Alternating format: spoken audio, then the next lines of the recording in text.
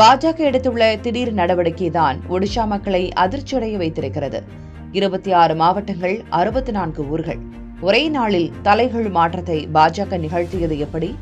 உண்மையில் என்ன நடந்தது? விரிவாக பார்க்கலாம் இந்த காணொளியில். ஒடிஷாவில் மோகன் சரண் மாஜி தலைமையில் பாஜக ஆட்சி அமைந்திருக்கிறது. இவ்வரசு அதிரடி நடவடிக்கைகளை எடுத்து வருகிறது. அந்த வகையில் அம்மாநிலத்தில் 26 மாவட்டங்களில் உள்ள 64 ஊர்களின் பெயர்களை மாற்றுவதற்கான ஒப்புதலை ஒடிஷா அமைச்சரவை அளித்திருக்கிறது.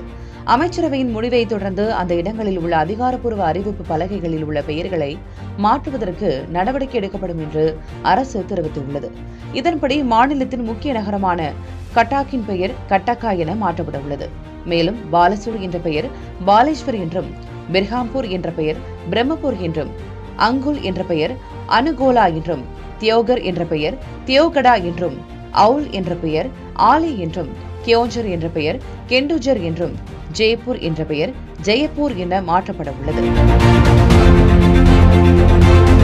இந்த அறிவிப்பை வெளியிட்ட ஒடிஷா தலைமைச் செயலர் அனுகாக், ஓரிய மொழி பெயர்கள் பிரிட்டிஷ் ஆட்சி காலத்தில் தவறாக எழுதப்பட்டதாகவும் அவை தற்போது திருத்தப்பட உள்ளதாகவும் தெரிவித்திருக்கிறார்.